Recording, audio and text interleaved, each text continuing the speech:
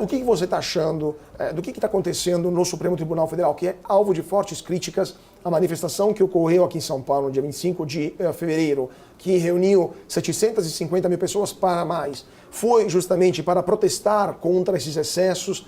O que você está vendo que está acontecendo no STF e para onde estamos indo, na sua opinião?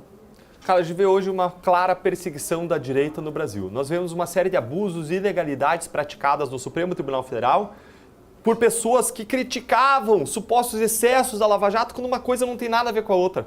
A única coisa semelhante entre o que aconteceu na Lava Jato e o Supremo Tribunal Federal é o fato de que a Lava Jato combateu abusos de donos do poder, buscando colocá-los debaixo da lei, e que o que nós vemos agora no Supremo Tribunal Federal, por meio dos arbítrios judiciais, é um novo tipo de abuso e de arbítrio praticado pelos donos do poder, sendo praticados diretamente por ministros do Supremo Tribunal Federal.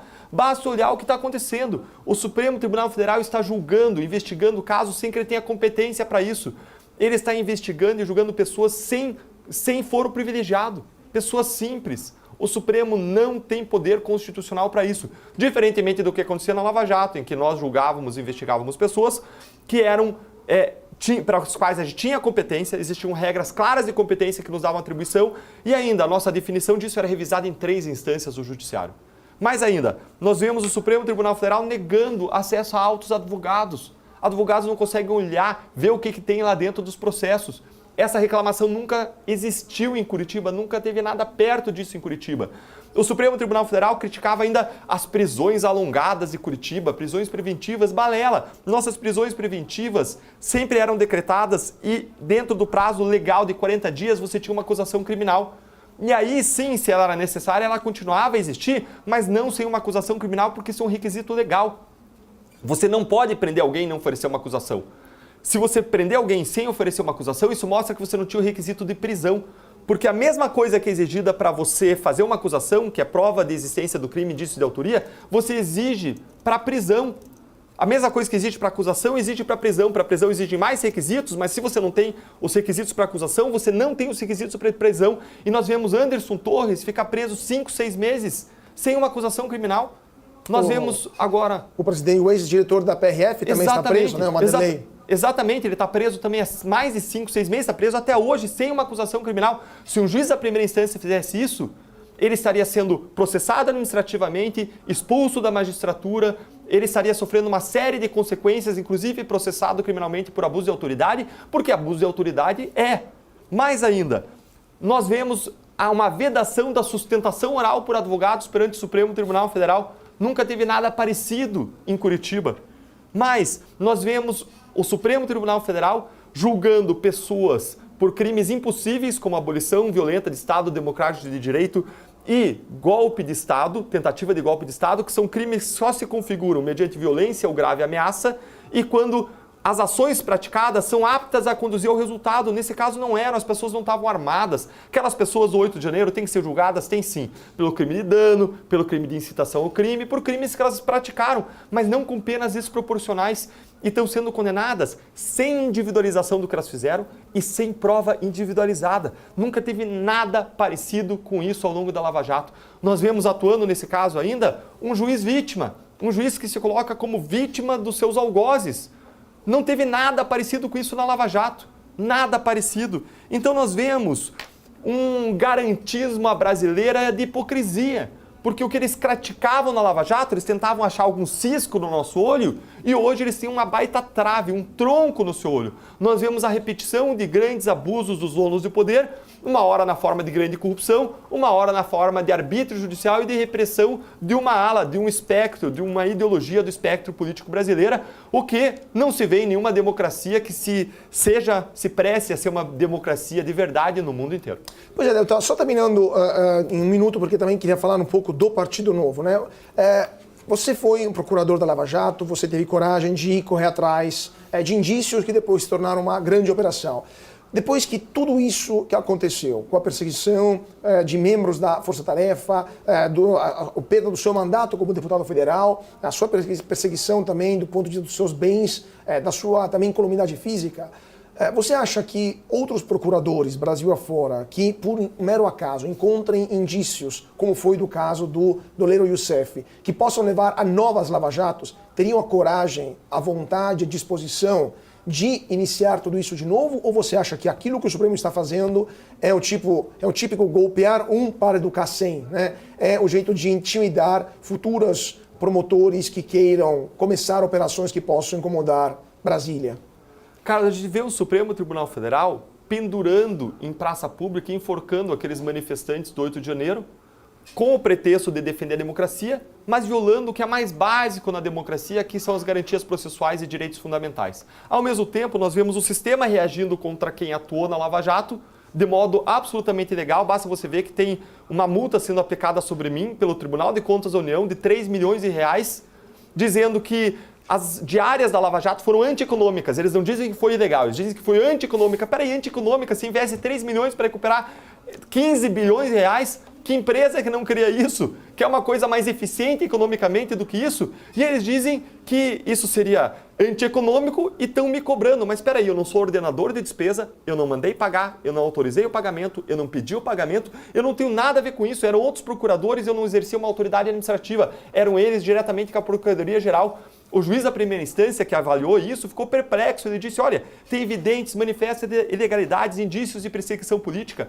Aí olha para a minha cassação. A minha cassação veio fora da lei, sem que existisse lei para me cassar, pelas mãos de um ministro delatado na Lava Jato, contra o parecer do Ministério Público na última, na primeira instância, contra o julgamento unânime do Tribunal Regional Eleitoral do Paraná, contra ainda o que disseram os vários juristas da época, inclusive pessoas que não gostam da Lava Jato ou não gostam de mim, como declaradamente disseram o próprio Miguel Reale Júnior, e todos os grandes jornais do país, os 4 maiores jornais, lançaram editoriais criticando a decisão. Foi uma grande unanimidade. Existe uma perseguição escancarada. E aí eu pergunto, vocês acham que promotores e juízes que têm famílias, que são concursados, que têm a sua estabilidade financeira no seu cargo, a sua segurança no seu cargo, vão ousar colocar a sua vida, o seu patrimônio, a sua família na reta para enfrentar os maiores corruptos que provaram que a lei não vale para eles e para ver o seu trabalho ser destruído, nem efeito vai ter, e ainda ser punido por conta disso? Eu deixo a resposta por conta de vocês. Agora, o que nós precisamos perceber é que existe uma história, um movimento de corrupção no Brasil, um sistema de corrupção. E eu quero, para vocês entenderem o que foi esse sistema de corrupção nesses 10 anos da Lava Jato, deixar um presente para você.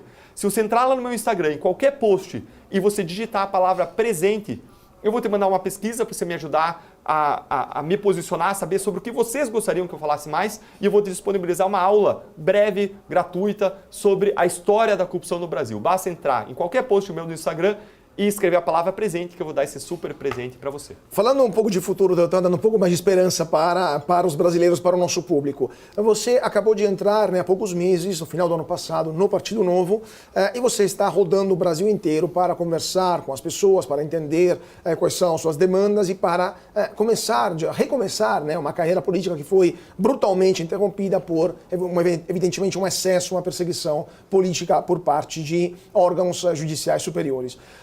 O que você acha? Como é que está o Novo nesse momento? Qual é a sua percepção? Alguns dos expoentes do Novo são as vozes mais atuantes no Congresso, penso o deputado Marcel Marraten, por exemplo, contra os abusos do Supremo, pediram uma CPI de abuso de autoridade. Na sua opinião, como está o Novo hoje e para onde vai o Partido Novo? Eu decidi entrar no Novo quando eu fui cassado no Congresso Nacional, Carlos, porque a maior lição da minha cassação foi: uma andorinha não faz verão sem bando. Se a gente quer mudar a realidade, não basta 1, 2, 5, 10, a gente precisa de 100, 200 pessoas. E como a gente sabe, o nosso sistema proporcional de eleição para deputados federais funciona da seguinte forma: se você vota em um e aquela pessoa não consegue votos suficientes, o seu voto migra para outra pessoa.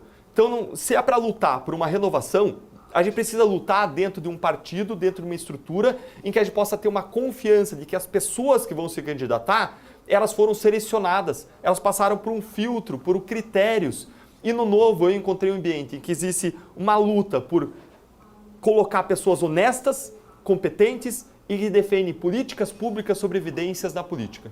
Além disso, o Novo defende uma série de princípios e causas em que eu acredito, como a defesa da vida, da família, do indivíduo, como o combate à corrupção, o combate aos desmandos do Supremo Tribunal Federal e do governo federal. Como você disse, é o partido que propôs a CPI de abuso de autoridade, coletando mais de 500 mil assinaturas e coletando assinaturas suficientes no Congresso para a instalação dessa CPI.